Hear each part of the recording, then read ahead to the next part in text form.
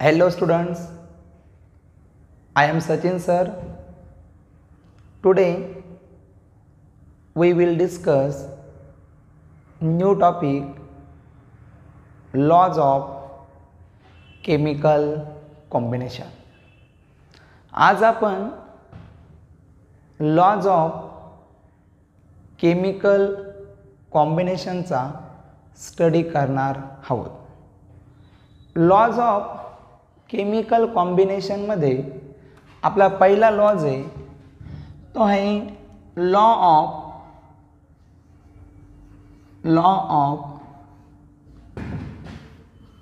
Conservation of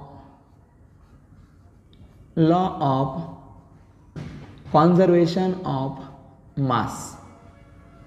law of chemical कॉम्बिनेशनमध्ये आपला पहिला लॉज आहे law of conservation of mass.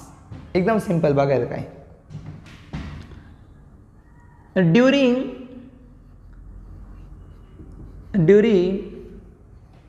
Chemical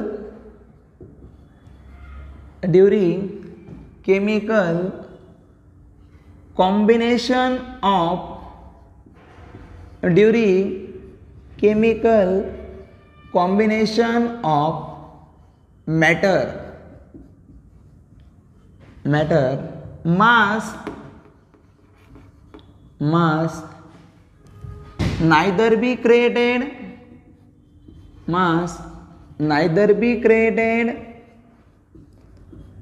nor be destroyed. बघा, लॉ ऑफ कॉन्झर्वेशन ऑफ मास काय सांगतो आपल्याला. During chemical combination of matter mass neither be created nor be destroyed. Chemical combination of matter होताना मास तयारही होत नाही किंवा नष्टही होत नाही. लॉ काय म्हणतो. During chemical combination of matter mass neither be created nor be destroyed. Chemical combination of matter होताना मास तयारही होत नाही किंवा काय नष्टही होत नाही. ऐका एक्झाम्पल. आता मी यातला कार्बन प्लस ऑक्सिजन. कार्बन काय आपलं सॉलिड, ऑक्सिजन आपला काय रे गॅस. Gives CO2 gas. सर्वांना माहिती आहे ह्या केमिकल रिएक्शनमध्ये कार्बन आणि ऑक्सिजन हे आपले काय रे रिएक्टंट आहे. ह्या केमिकल रिएक्शनमध्ये कार्बन आणि ऑक्सिजन आपले काय आहे रिएक्टंट आहे आणि कार्बन डायऑक्साईड हा आपला काहीतरी प्रोडक्ट आहे. आता या केमिकल रिएक्शनमध्ये आपण काय केलं आहे कॉम्बिनेशन केलं आहे दोन, एक कार्बन सॉलिड आणि एक काय O2 गॅसचं. लॉ काय म्हणतात during chemical combination of matter. ज्यावेळेस आपण केमिकल कॉम्बिनेशन करतो कशाचं मॅटरचं. इथं आपण कोणाचं केलं रे कार्बन सॉलिड आणि O2 गॅसचं. इथं आपण काय केलं केमिकल कॉम्बिनेशन केलं. या ठिकाणी कार्बन सॉलिड या कार्बनचं मास किती असतं रे वेट किती कार्बनचं 12 काय ग्रॅम बरोबर. ह्या ऑक्सिजनचं वेट किती आहे 32 ग्रॅम आणि CO2चं वेट किती आपलं रे 44 ग्रॅम. मग लॉ काय म्हणतो during chemical combination of matter. जर आपण केमिकल कॉम्बिनेशन केलं कार्बनचं नाही तर काय रे ऑक्सिजनचं दोघांचं कॉम्बिनेशन करून मास किती येतं रे 44 ग्रॅम. जर आपण केमिकल कॉम्बिनेशन केलं कार्बन आणि ऑक्सिजन मिळालं काय CO2 यांचं मास होतं किती 44 इथे मिळालं किती 44 म्हणजे केमिकल कॉम्बिनेशन होताना मास तयारही झालं नाही किंवा काय रे नष्टही झालं नाही. आपला फर्स्ट लॉ आहे केमिकल कॉम्बिनेशनचा. लॉ काय म्हणतो during chemical combination of matter mass neither be created nor be destroyed. Chemical combination of matter होताना मास तयारही होत नाही किंवा मास नष्टही होत नाही. हा आपला पहिला लॉ आहे कोणता लॉ ऑफ कॉन्झर्वेशन ऑफ मास. आपण बघूया आता सेकंड लॉ काय बघा.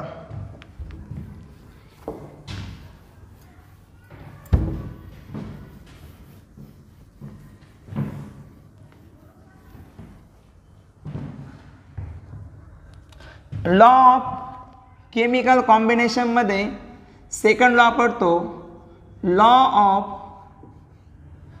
Definite composition. आपला सेकंड लॉ आहे कोणता आहे law of definite composition.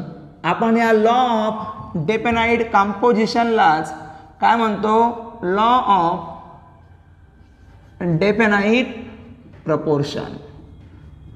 Law of definite composition किंवा law of definite proportion काय रे सेम आहे. बघू आपण आता law of definite composition किंवा law of definite proportion काय म्हणतो ते. ओके बघू आपण first statement. Any pure compound any pure compound always contains any pure compound always contains same elements of definite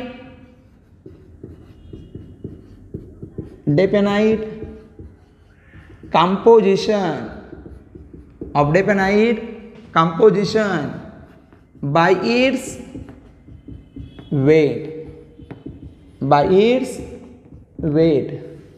irrespective of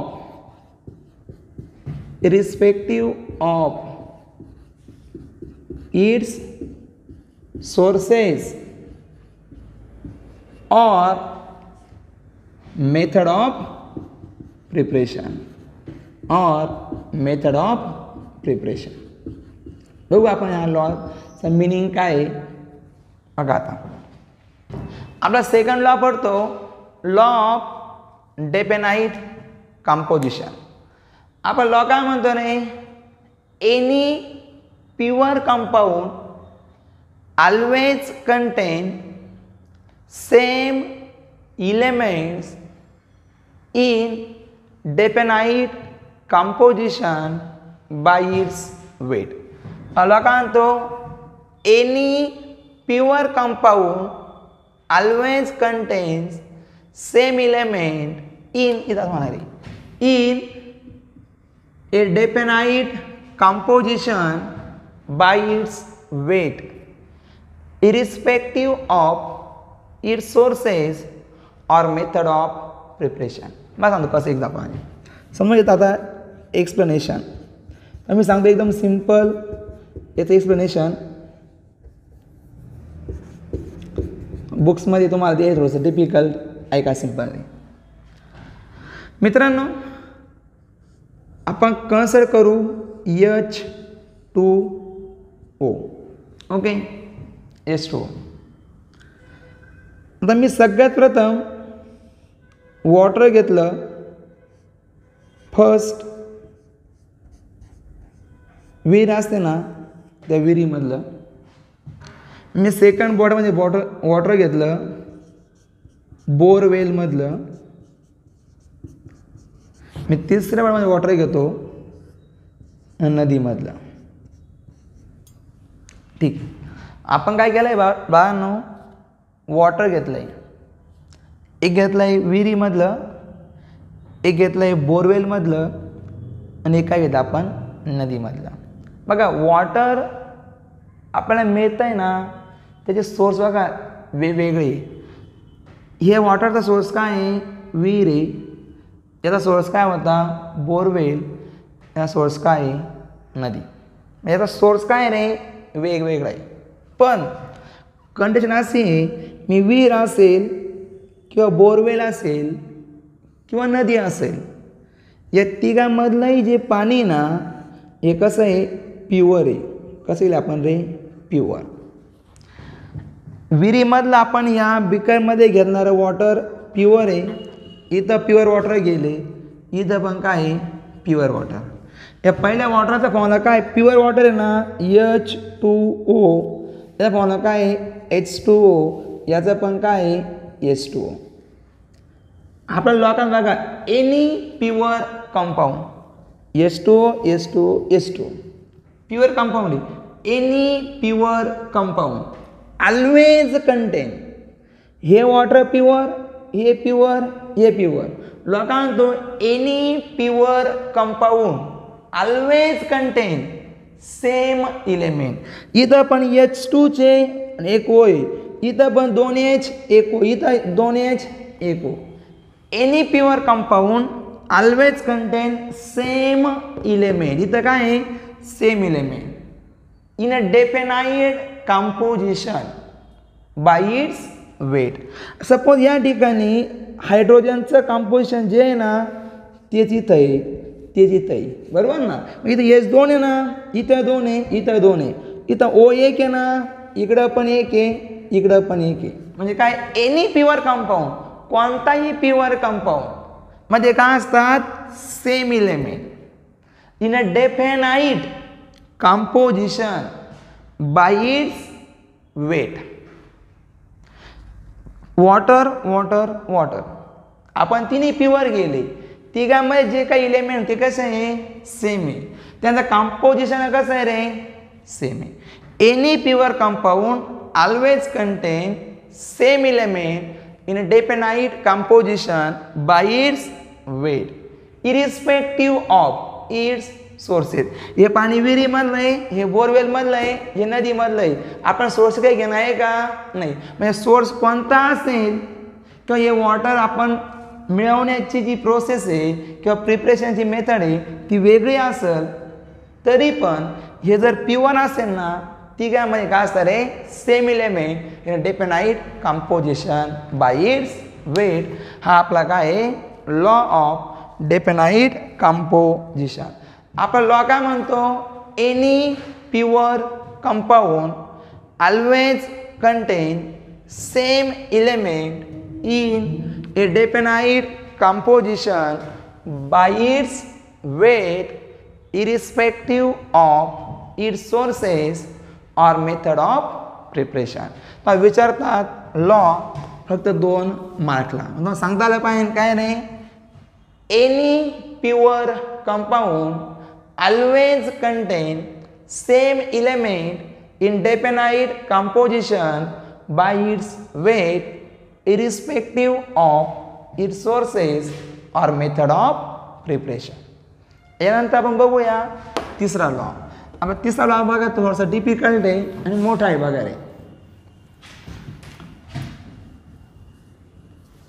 आपला थर्ड लॉ घेतो मी law of multiple proportion. आता तिसरा law कोणता आहे लॉ ऑफ मल्टिपल प्रपोर्शन किंवा याचा आपण काय म्हणतो law of multiple composition. Law of multiple proportion किंवा काय लॉ ऑफ मल्टिपल कंपोजिशन. नावच काय आहे लॉ ऑफ मल्टिपल प्रपोर्शन किंवा लॉ ऑफ मल्टिपल कंपोजिशन. बघू आपण आता काय आपला लॉ ऑफ मल्टिपल कंपोजिशन. ऐका तरी व्हेन 2 or more एका स्टेटमेंट काय when two or more elements when two or more काय elements chemically combine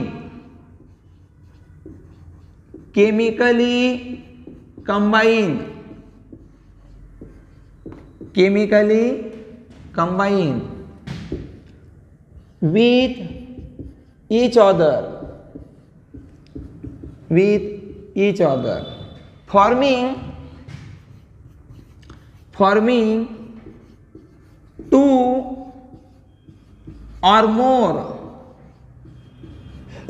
forming two or more compound with different composition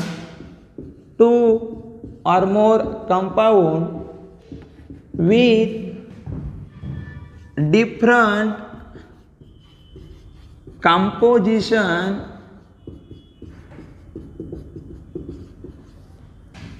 different composition by its weight.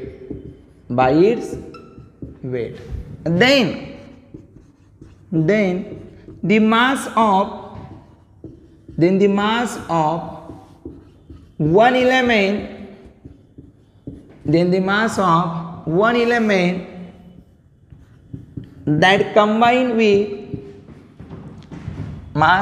one element that combine with fixed mass of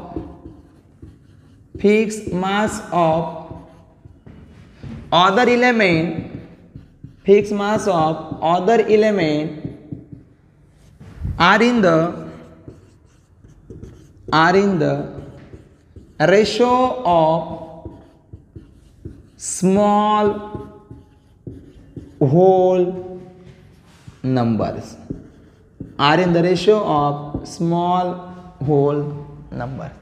मग law काय म्हणतो when two or more elements chemically combine with each other forming two or more compound of different composition by its weight. जर आपण दोन किंवा त्यापेक्षा अधिक element chemically combine केले तर ते दोन किंवा त्यापेक्षा अधिक कंपाऊंड फॉर्म करतात की ज्यामध्ये काय आहे different composition by its weight. पैकांतरे when two or more elements chemically combine with each other forming two or more compound with different composition by its weight, then the mass of one element that combine with fixed mass of other element are in the ratio of small whole number. बघा law काय म्हणतो जर आपण दोन किंवा त्यापेक्षा अधिक element chemically combine केले तर ते इलेमेंट दोन किंवा त्यापेक्षा अधिक कंपाऊंड फॉर्म करतात वेगवेगळ्या कंपोजिशनचे. बघा जर आपण सपोज बघा जर आपण दोन किंवा त्यापेक्षा अधिक element when two or more elements chemically combine with each other आपण दोन किंवा त्यापेक्षा अधिक इलेमेंट केमिकली कंबाईन केले एकमेकांसोबत तर ते काय फॉर्म करतात दोन किंवा त्यापेक्षा अधिक कंपाऊंड फॉर्म करतात वेगवेगळ्या कंपोजिशनचे. Then the mass of one element मग आपण मास बघितलं एका एलिमेंटचं that combine with fix mass of other element are in the ratio of small whole number. आपण ह्या लॉचं एक्सप्लेनेशन घेऊ नंतर आपल्या न्यूमेरिकल्समध्ये. तर आम्ही सांगन हा लॉ कसा मास ऑफ वन एलिमेंट कसं कंबाईन होतं mass of another fix element सोबत स्मॉल होल नंबर रेशोमध्ये आपण ते बघूया. प्रॉब्लेममध्ये सांगू तुम्हाला त्याचं एक्सप्लेनेशन. ऐका फर्स्ट लॉ काय आता रे, when two or more elements chemically combine with each other forming two or more compound with different composition by its weight, then the mass of one element that combine with fixed mass of other element are in the ratio of small whole number. तो हा law विचारतात 2 किंवा 3 मार्कला. बघूया आपण यानंतर next point किंवा next law.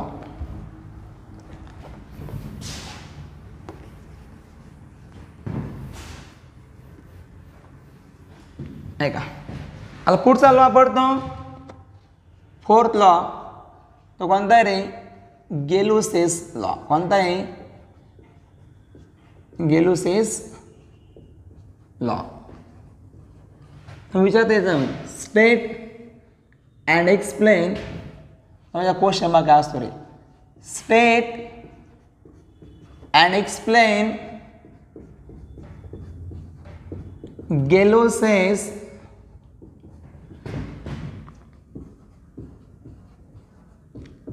Law. आपण state and explain गेलुसेस law बघू. आपण फर्स्ट गेलुसेस लॉ काय, एकदम सिंपल लॉ याचा. मला लॉ काय म्हणतो बुकमध्ये दिले खूप हार्ड अशी डेफिनेशन, तर मी सांगतो एकदम सिंपल अशी डेफिनेशन या लॉची बघा रे. लॉ काय म्हणतो बघा, the volume of gaseous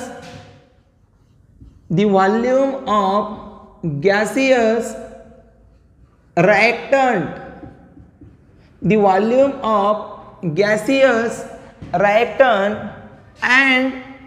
and gaseous product. The volume of gaseous reactant and gaseous product bear a simple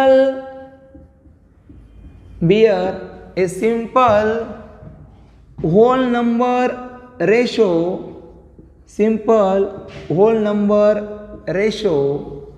with each other. Bear a simple whole number ratio with each other. मग लॉकान बघा रे, the volume of gaseous reactant and gaseous product bear a simple whole number ratio with each other under identical condition of conditions of temperature and pressure. मग लॉकान बघा, the volume of gaseous reactant and gaseous product bear a simple whole number ratio with each other under identical conditions of temperature and pressure. मला example काय रे, मी घेतला twice H2 gas plus Cl2 gas gives twice HCl gas. ठीक आहे. बघा आता या ठिकाणी H2 गॅसचा व्हॉल्यूम किती आपला 2 व्हॉल्यूम राईट. Cl2 गॅसचा व्हॉल्यूम किती इथं 1 व्हॉल्यूम. HCl गॅसचा व्हॉल्यूम किती रे 2 व्हॉल्यूम. बघा H2 किती व्हॉल्यूम आहे 2. Cl2 किती आहे, काही नाही म्हटल्यावरती 1. HCl किती आहे 2. याचा रेशो काय आला बघा, हा किती व्हॉल्यूम आहे 2, S2 हा किती आहे 1, हा किती आहे रे 2, रेशो काय आला 2S2 1S2 काय रे 2. मग आपण काय लिहायचं, when 2 व्हॉल्यूम ऑफ कोणता आहे H2 gas and 1 volume of कोणता Cl2 gas reacts with each other.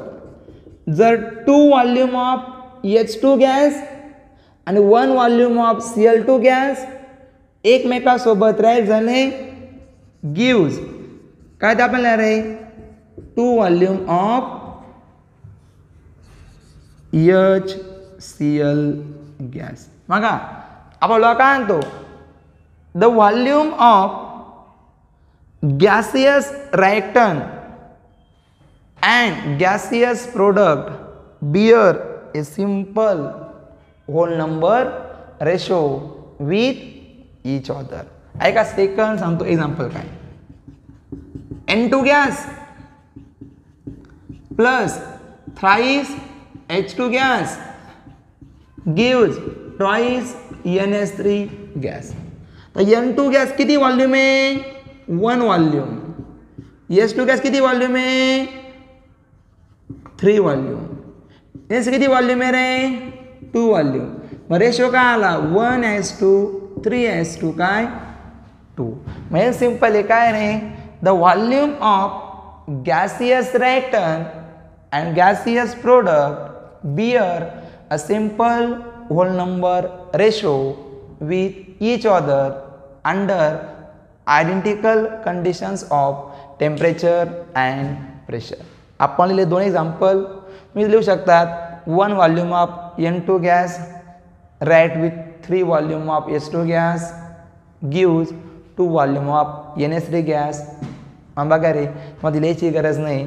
बघा मग आपण घेतले आजच्या लेक्चरला 4 laws. First law of chemical कॉम्बिनेशनमध्ये पहिला लॉ घेतला law of conservation of mass, दुसरा लॉ घेतला लॉ ऑफ डेफिनाइट प्रपोर्शन, तिसरा घेतला लॉ ऑफ मल्टिपल प्रपोर्शन आणि चौथा घेतला गेलो-सेक्स लॉ. ओके.